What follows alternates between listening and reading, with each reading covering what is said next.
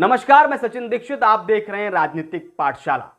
आज के इस कार्यक्रम में हम बात करेंगे उस शख्स की जो इन दिनों संपूर्ण महाराष्ट्र में आज की रात तो निश्चित रूप से चर्चा का विषय बना हुआ है। हितेंद्र ठाकुर 30 वर्ष पहले इन्होंने अपनी राजनीतिक यात्रा शुरू की थी और इन दिनों संपूर्ण महाराष्ट्र में जिस प्रकार से उनकी राजनीतिक यात्रा की चर्चाएं हो रही हैं, उनके कार्यालय के बड़े नेता लगातार परिक्रमा कर रहे हैं, दंडवत से लेकर मित्रवत तक प्रणाम कर रहे हैं। वो व्यक्ति किस प्रकार दमदार हुआ और यहां तक की यात्रा कैसे शुरू हुई, वह संपूर्ण महाराष्ट्र में चर्चा का विषय बना है। विधान परिषद के चुनाव हैं, उससे पहले राज्यसभा के चुनाव थे और वोट महत्वपूर्ण होता है किसी भी चुनाव में। और इनका वोट इसलिए महत्वपूर्ण है क्योंकि दो दल जो पहले एक मित्र हुआ करते थे अब अलग अलग हैं।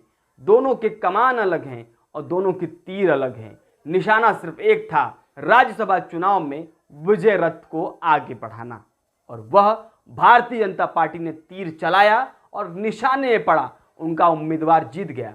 बताया जाता है कि हितेंद्र ठाकुर का 3 मत उधर ही चला गया जहां उन्हें देना था, वो था भारतीय जनता पार्टी की तरफ।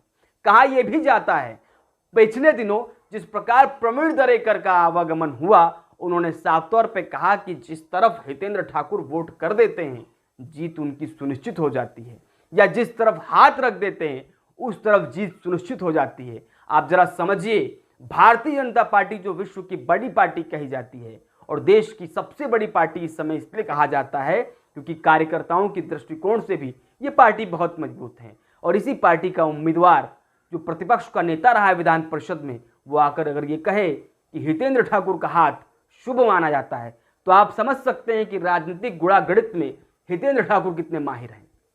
इसी के साथ साथ लगातार जिस प्रकार से उनके कार्यालय के आवागमन में या परिक्रमा में, चाहे कांग्रेस पार्टी हो, एनसीपी हो, शिवसेना हो या फिर भारतीय जनता पार्टी, लगातार परिक्रमा लगा चुकी है। और हितेंद्र ठाकुर लगातार एक ही बात कहते रहे, ये दमदारी नहीं तो क्या रही, वो एक ही बात पर लगातार कायम रहे। उन्होंने कहा मैं वोट किसे करूंगा ये बताने वाली बात नहीं है, मैं ना बताऊंगा और ना मैं बताना चाहता हूं। वोट जिसको देना है उसे मैं दूंगा। संवैधानिक नियम भी यही कहता है, वोट जिसे दिया जाता है उससे पूछा नहीं जाता पहले, और बाद में भी बताना अगर हो तो वो बता सकता है, लेकिन पहले पूछा नहीं जाता। उन्होंने उदाहरण के रूप में कई सारे चुनावों का जिक्र भी किया, चाहे वो लोकसभा हो, विधानसभा हो, नगर पालिका हो या नगर परिषद के चुनाव हो। उन्होंने साफ तौर पर जिक्र करते हुए कहा कि लोगों से हम ये पूछने नहीं जाते कि वोट किसे देंगे, लेकिन ये बोलने जाते हैं कि वोट हमें दे। तो उसी कड़ी में कई लोग पूछने आते हैं या बात करने आते हैं, हमें जिसको देना है हम उसे वोट करेंगे। ये उसी व्यक्ति के सामने कहते हैं जो व्यक्ति वोट मांगने आता है। हितेंद्र ठाकुर का वोट किसे जाएगा ये हमेशा संशय में रहा है इन दिनों, लेकिन हितेंद्र ठाकुर का दम संपूर्ण महाराष्ट्र खासकर शिवसेना पहचान चुकी है। घोड़े बाजार वाला शब्द प्रयोग करने के बाद संजय राउत ने सीधे तौर पर हितेंद्र ठाकुर को अपना दुश्मन बना लिया। हितेंद्र ठाकुर ने जिस प्रकार से नगर विकास मंत्री हो, चाहे शिवसेना के शीर्ष नेतृत्व हो, सीधे तौर पर उन्होंने आक्रामकता दिखाई और सीधे तौर पर उन्होंने पलटवार भी किया इशारों में। भले ही नाम ना लिया हो, लेकिन हितेंद्र ठाकुर ने यह बता दिया कि उनका स्टाइल, उनका तेवर कम नहीं होगा। राजनीतिक गुणागणित की बात करें तो हितेंद्र ठाकुर माहिर हैं इस बात पर कि नाम बिना लिए किस प्रकार किस पर कौन सा हमला करना है।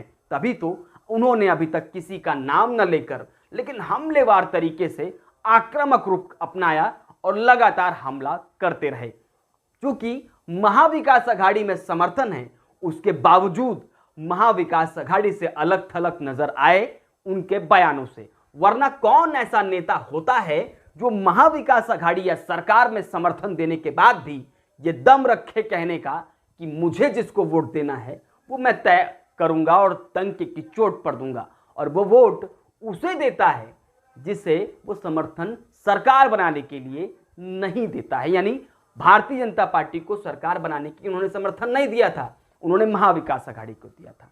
लेकिन लगातार उन्होंने अपने दमखम के साथ अपने वोट का प्रयोग किया। महाराष्ट्र में इन दिनों चर्चा का विषय है।